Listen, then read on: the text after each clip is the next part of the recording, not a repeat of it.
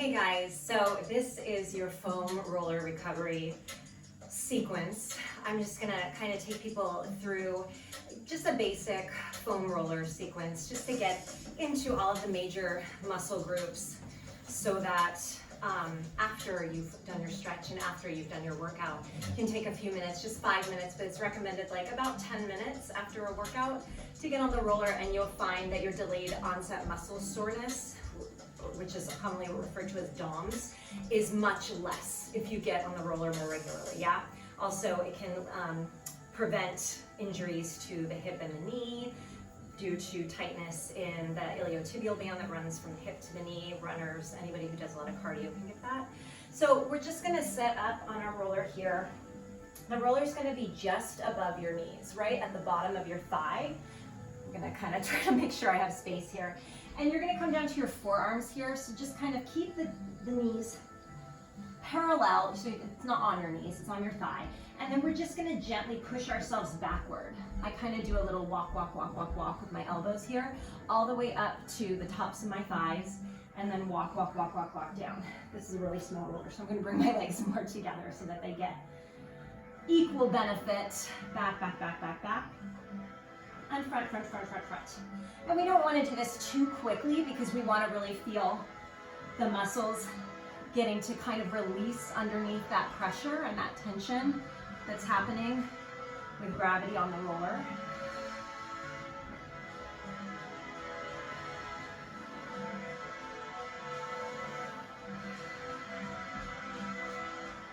How are you doing? So right now we're getting the tops of our thighs, our quadriceps in here.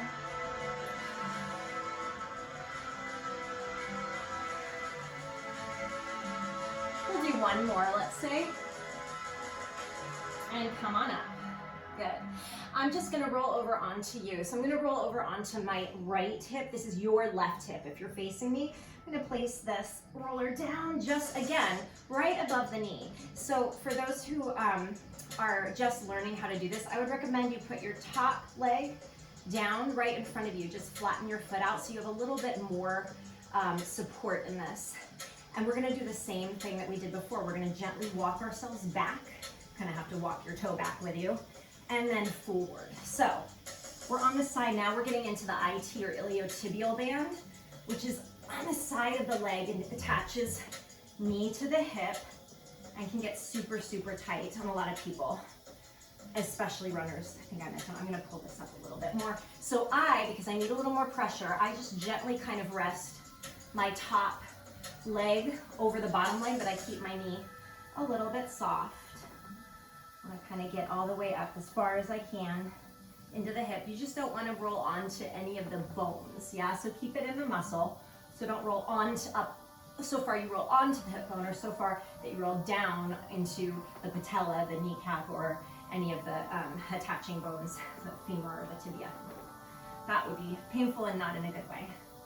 So you can do about 6 to 8 of those if you can tolerate that. I'm going to swing round.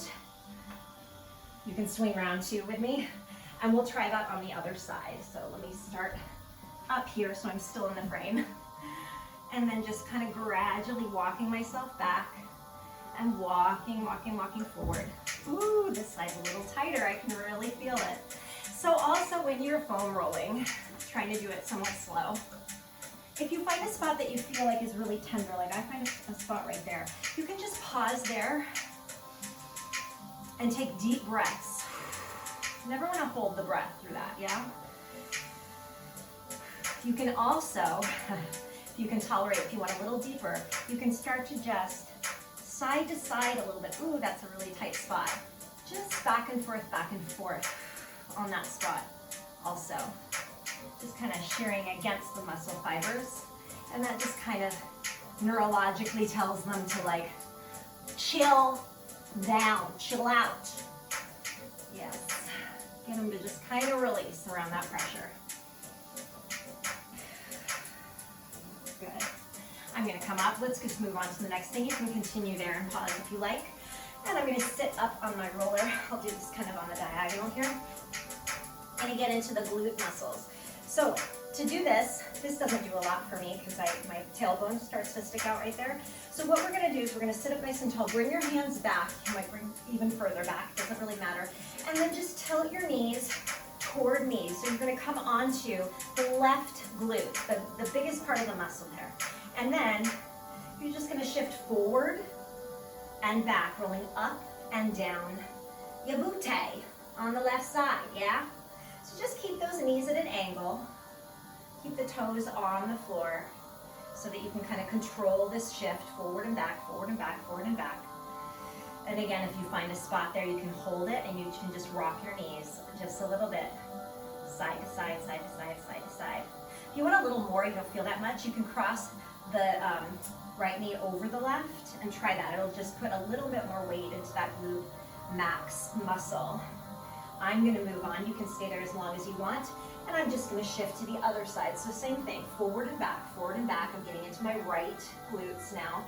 And you'll feel up into the gluteus medius to the hip, the high hip area as well on this one, because we can kind of roll all the way up and down since we've got a nice large muscle belly there, hopefully. Yeah. And again, if you need a little extra, this will just put a little bit more weight in by crossing that opposite leg over. So if you're on your right, cross your left knee over the right. Good. I'm gonna come on down. Let's move on to our calves. Whew. All right, I'll do this also on the diagonal so you can kind of see. So we're gonna place both calves on the roller. You can take your right knee or right ankle, cross it over the left so that we just have a little bit more. This takes a little more work, so just plant your palms. You're gonna press down into your palms, so just lift your booty an inch off the mat, and you're gonna roll yourself forward and back on the calf muscle. Now, if that becomes too much, we can take this smaller.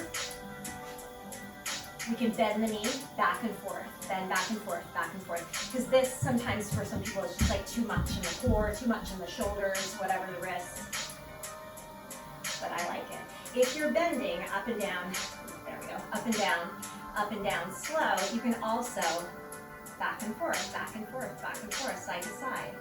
I'm gonna switch sides so we don't go on forever, but again, you can do this as long as you want. On the good old calves, feels so good. Stop here, do this a little bit. Woo. Anyway, do that as long as you like, but equally on both sides, unless you have a particular muscle imbalance, you need to work one side more than the other.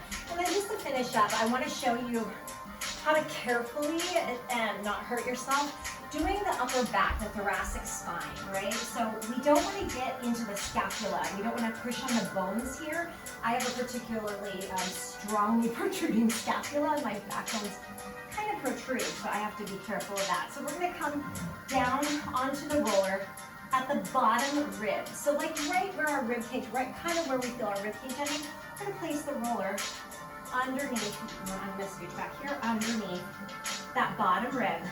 Bring the hands behind the head, interlace the fingers, and bring the elbows together. This is going to sort of bring the shoulder blades apart so we can get into the muscles and not the bones. And then you're going to press down into your feet, lift the hips, and then walk yourself out slowly. You can go all the way up to the base of your cervical spine, right before your neck, if you like, if it feels okay, and then just walk yourself back. Yep. Walking forward. I like to really breathe through this, and walking back. So for me, the big thing is I have those big old wings poking out, is I just really keep my elbows drawn in toward my head.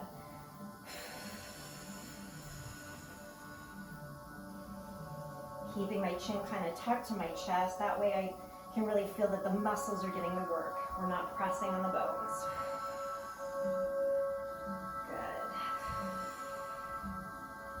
And you can do that as long as you like also. And then I like to kind of, for a nice chest opener, I like to kind of just bring it back to where we started, bottom rib. And then I like to bring my feet open. This might not feel good to you, it might really hurt, but if it does, then just bring your knees to touch and your feet wide. And I just kind of Send the crown of my head out to lay down. This just kind of opens up the rib cage, the diaphragm, counteracts all the sitting that we do when we're on our computers or over our smartphones.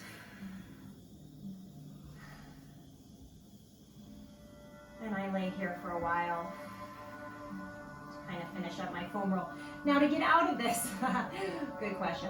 We're gonna bring one knee across and then bring that same shoulder across and gently roll off this and push ourselves up. We don't wanna like try to sit up because that can be very painful on our neck, our shoulders, and our back. So that is your foam roll tutorial for today. I hope you are having a great recovery day, and I hope you do this more than once. Every time you work out, do it. Thanks guys, see you soon.